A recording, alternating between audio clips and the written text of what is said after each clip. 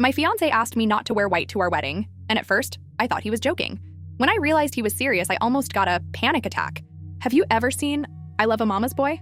Well, that's my life, basically. I, 27 female, have been with my fiancé, John, 28 female, since high school. We dated and broke up because his mother, Debbie, 53 female, convinced him we were too young to be in love. We broke up and went to college. During my sophomore year, we started talking on socials again. He apologized and said he missed me. We got back together. Cue the waterworks. Debbie literally cried the first time she saw we were back together and told John that I have done witchcraft on him. I've always respected Debbie out of respect for my mother and upbringing. I was not raised to go back and forth with my elders, but she definitely abuses that. Since John and I decided to get back together, she has tried to hook him up with women from her church, her job, and even asks her friends for their daughters to give it a shot. John denies all of them, and Debbie says that I'm controlling. John has told her to stop, but not in a way I feel she gets the point. Anyway, 3 months ago, John proposed. Deb didn't come to the engagement party. Cool. She didn't come to the family dinner we had so both sides could meet. Cool. John's dad came and apologized for his ex's behavior. He left her when John graduated HS. I told him don't worry about it. The problems really began when John decided to confront his mother about how she's behaving toward our whole engagement.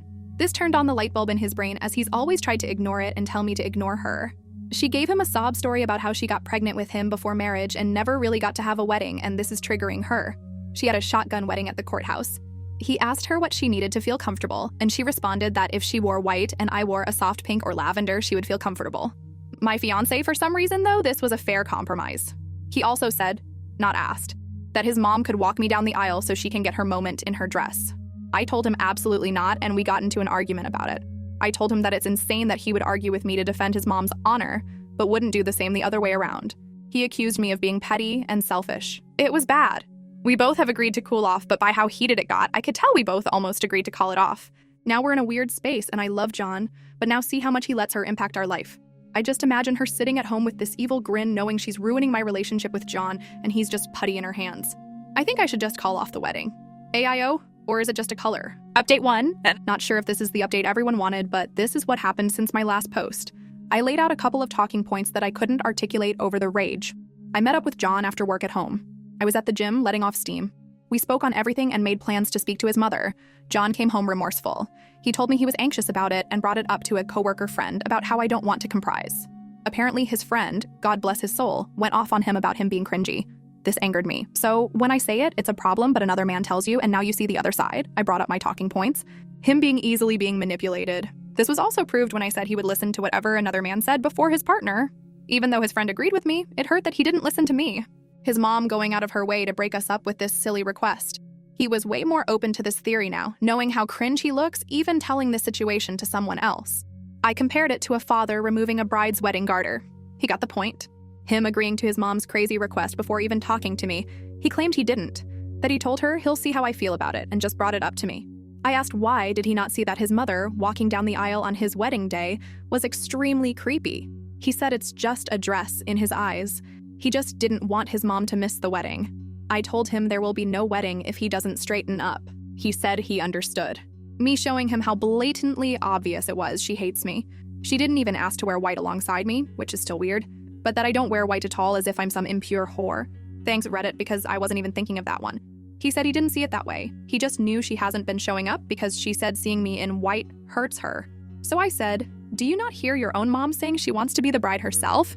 That she can't stand it being me? It finally looked like a ding went off in his head. Me asking him what role would she play in our wedding, childbirth, Mother's Day, and everything to come. Would I always come second place? He assured me I wouldn't, and he realizes how bad he fucked up. He was just trying to keep the peace. I asked by always making her happy and making me miserable. I refused to live my life this way. He agreed and said he was sorry and that he wouldn't want me to be miserable. We have no children yet, but we created a plan on how to deal with any big milestone. She won't be there for anything unless I'm comfortable with it, and I won't be unless she does a 180. I asked what did his mom say to change his mind, and you all guessed it. She cried. She cried about how her baby was getting taken away from her, how she never got her wedding, how his dad left her and she was alone and had no one else, that she felt sick and just wanted to experience a real wedding before she dies. She's perfectly healthy unless there's something she hasn't told us. I'll just told him if that was enough to manipulate him, what's to say he won't turn on me again. He said his friend and dad talked sense into him about how he was going to lose me. I told him today was the last straw for me. He had to do 4 things to keep me engaged to him if he even cared to. Go LC with his mom and do not let her make any decisions on our wedding. which will be postponed another year to see if he actually sticks to his word. He has to go to counseling, individually, and couples counseling. He has to speak to his mom with me present about her behavior toward me, because every time he goes by himself, he comes back with a reason why he left it alone. He must create strong boundaries and learn to uphold them. He agreed. Then came the bad part. I showed him the post. I felt so bad as he read everyone rip him to shreds in the comments. I could see how uncomfortable he was as he read how much of a mama's boy he was, and other things about his mom. He was hurt that I agreed that I should leave in some comments. He read for a few minutes until he saw someone call him a spineless "see you on next Tuesday," and then gave my phone back. He said it was really harsh, but I had to show him how crazy the situation sounded, even if it was just to keep the peace on a surface level. Him reading the post was icing on the cake. He said he saw everyone telling me to leave, and his heart physically started hurting, knowing that he deserved it.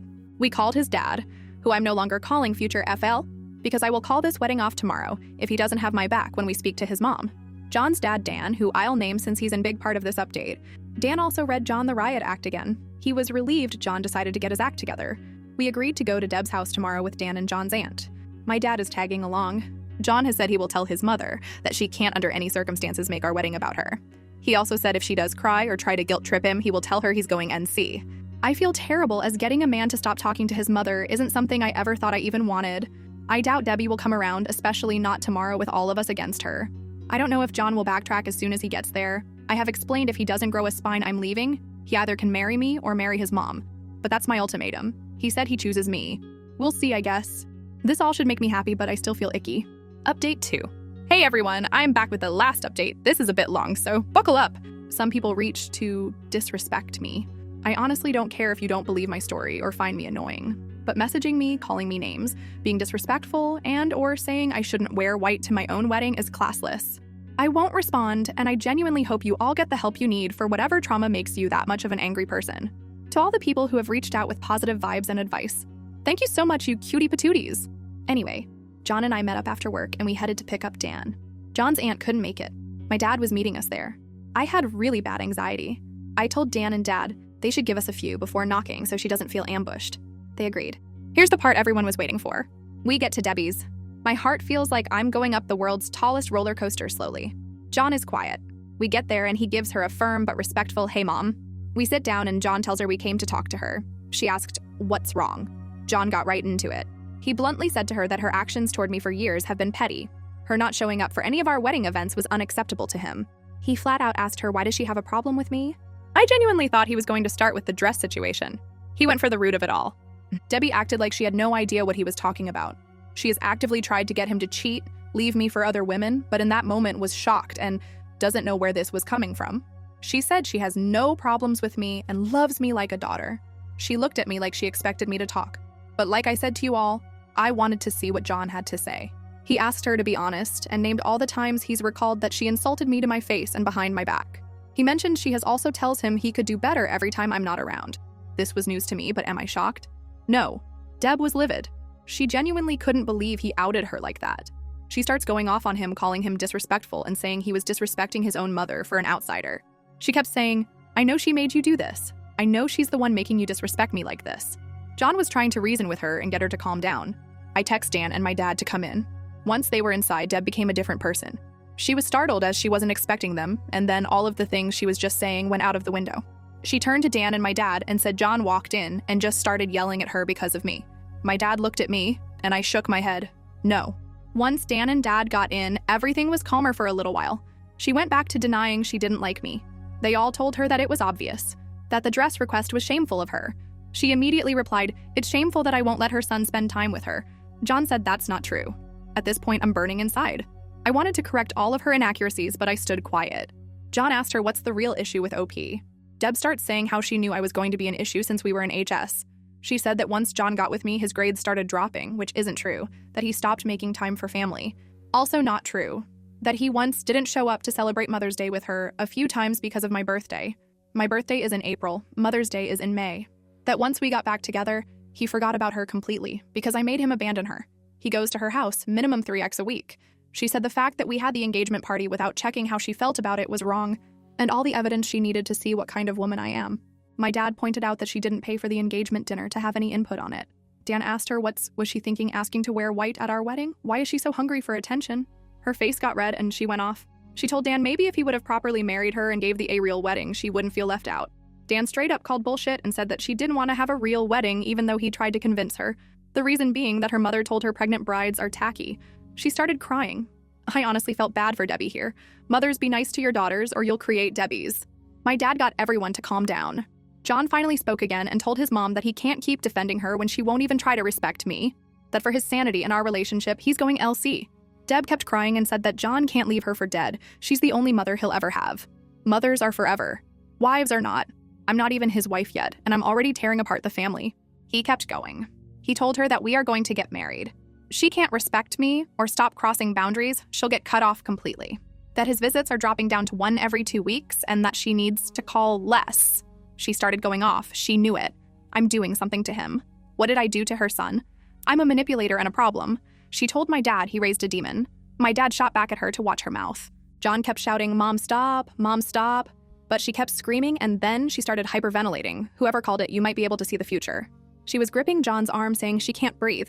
This was when I said to myself, oh no, he's about to flip-flop. He looked at me and I know he knew what I was thinking.